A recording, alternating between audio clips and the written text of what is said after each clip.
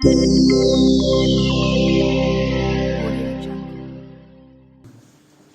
күн, құрметті көрермендер.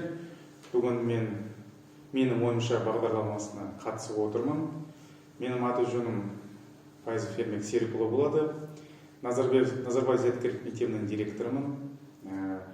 2015 жылдан бастап осы Ақтау қаласындамыз. Енді өзім бойынша айтып кететін болсам, мен негізі Қызылорда облысында Байқоңыр қаласында оқыдым. Сол жерде жалпы орта мектепті тамамдап, номер 8-ші мектеп, Юрий Гагарин атындағы мектепті тамамдап, 2000 жылы Нұр-Сұлтан қаласында университетке түстік. Енді оқу мектептің кезінде әрине өте қызықты болды. Университет студенттік кезіміз қызық болды. Әр кезеңнің өзінің қызықты оқиғалары бар, әр кезеңнің өзінің қызықты сәттері бар. Енді өзім бойынша айтып кетсем, мен отбасым, 3 балам бар, үлкен 2 қызым бар, және ең кенже ұлым бар. Менің ойымша, қазір мен Ақтау қаласының Назарбаев мектебінің директор болып 5 жылдан астам жұмыс жасап келе жатырмын. 3 балам бар, жаңа айтып кеткенде. Осы енді мектептік қабырғасында жүргеннен кейін, білім саласында жүргеннен кейін, білімге, тәрбиеге деген өзім көзқарасым ерекше, және де осының барлығын өзім балдарымның бойында болуды қалаймын. Бар күшімді салып, өз балаларымды, мектептік оқушыларын дамытуға үлкен өзім үлесімін қосып жатырмын деп білемін.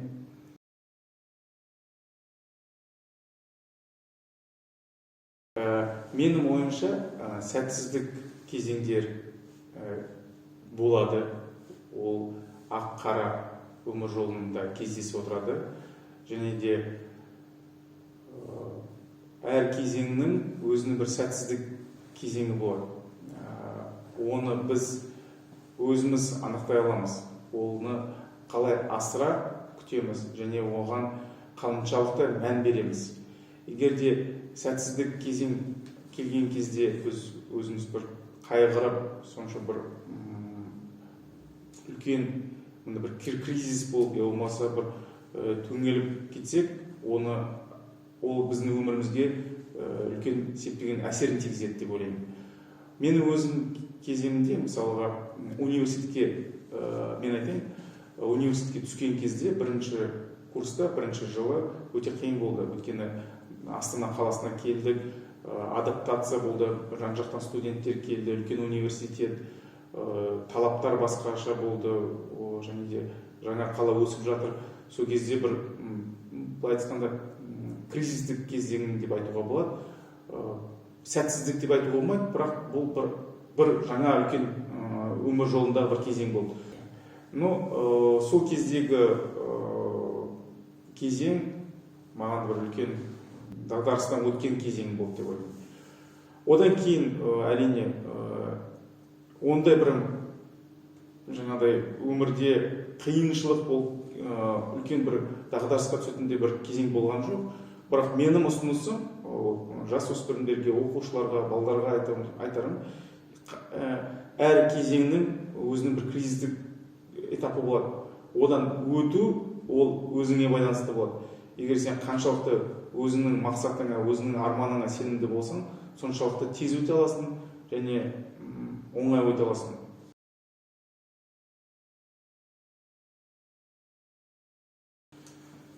По моему мнению, для выбора профессии, тем более на сегодняшний день, влияющих факторов очень много.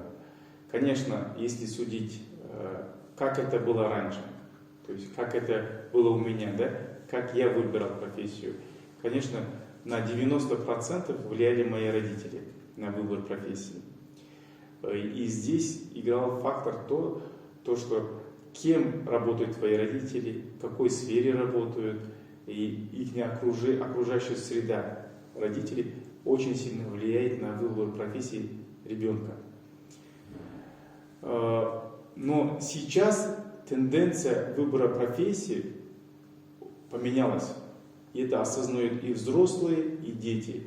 Потому что взрослые, то поколение, которое работало, допустим, в 70-е, 60-е, 70-е годы, они выбирали одну профессию, допустим, заходили на фабрику, устраивались работником и от разряда к разряду повышали свою должность, квалификацию и дорастали до мастера, до директора завода.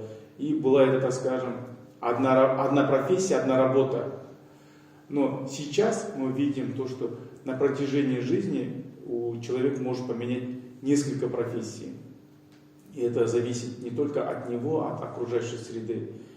И взрослые, то есть родители, сейчас понимают то, что тот подход, выбор одной профессии и одной работы поменялось, давать точные советы, то, что ты выберешь эту профессию, боятся. И я так думаю, это правильно. Это страх того, то, что завтра, подсказав выбор профессии, в будущем она, если не окажется не актуальна, то это будет большой урон будущему ребенку и будущей профессии. И думаю, здесь первый фактор, это, думаю, нужно будет от способности ребенка. То есть в чем ты силен именно, что тебе подсказывает сердце и что ты любишь делать. Первый фактор, если ты будешь заниматься своим любимым делом, ты будешь счастлив, ты будешь развиваться, ты будешь расти. И нельзя привязку делать одной профессии. Мы сейчас должны быть готовыми к многопрофильными быть. Мы разносторонними и могли адаптироваться под любые реалии. Вот то, что я так думаю, будущей профессии.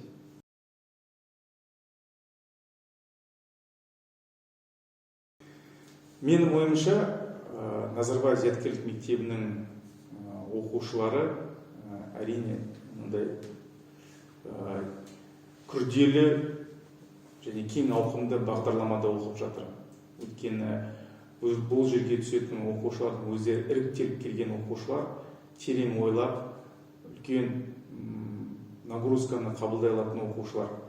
Сол себепті әрине бағдарламамыз жылдан жылға күрделене береді. Және де 9-10 сыныпқа келген оқушылардың бағдарламасы күрделенген кезде оқушылардың бойында бір күйзеліс, қиыншылық деген әсерлер пайда болады. Менің ойымша, бұл кезеңінде өтуге болады, егер де сол кезеңде балалар өздеріне нақты мақсат қоя біле, нақты өзінің күн тәртібін жоспарлай білсе, берілген тапсырмаларды уақытылы жауап беріп, уақытылы орындап отырса, бұл кезеңінде өтуге болады. Және әр кезең, әр оқушыны шыңдала береді. Әр қиыншылықтан шыққан сайын шыңдала береді. Және келесі кезең келген кезде ол қатайып, жан-жақты қатайып, келесі кезеңге дайын болады.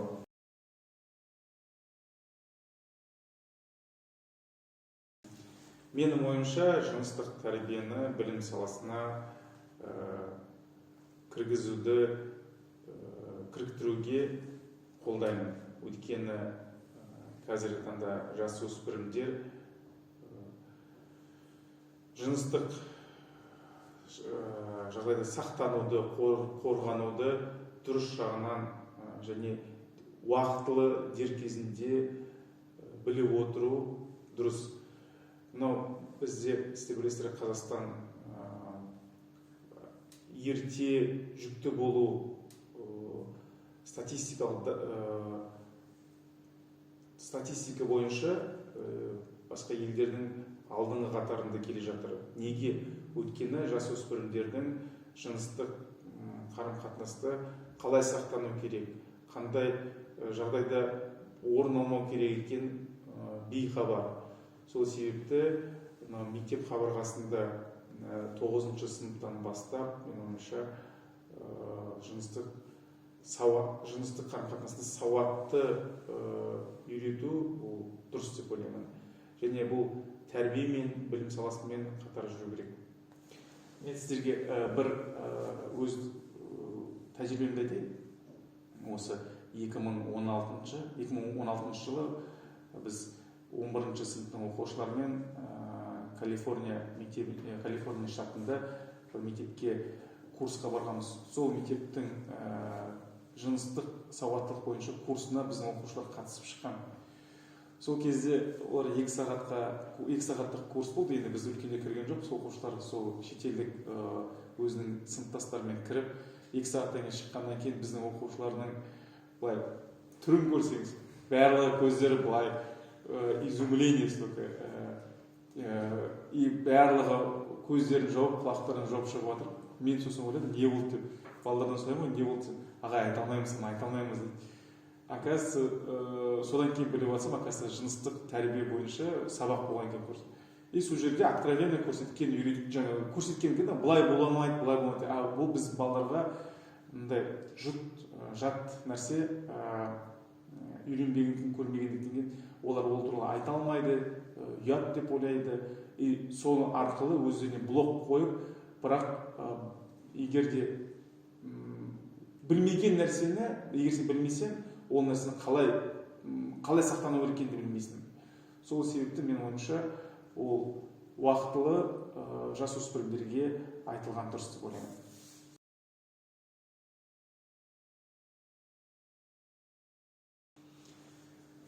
Менің ойымша, мен өзімді қатты діни сауаттымын деп айта алмаймын.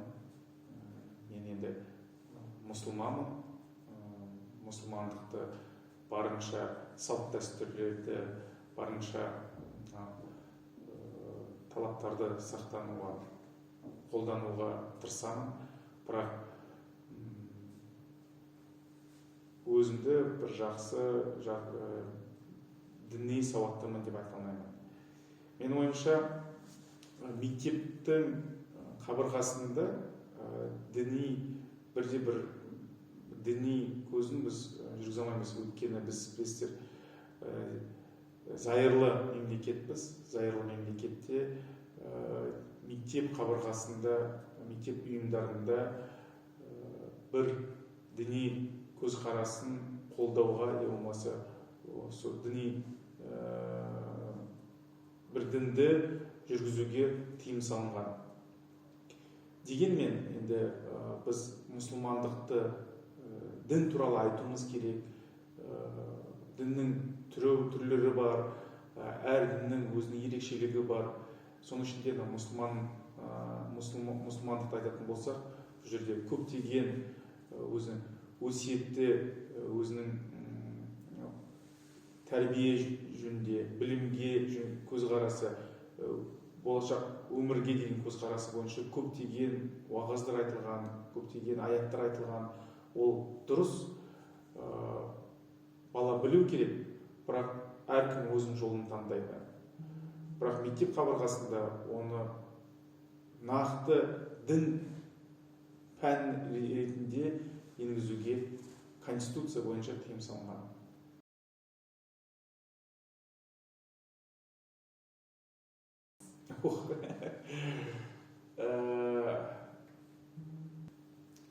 Қиын екен. 3 сөзбен өзіңді сипаттау.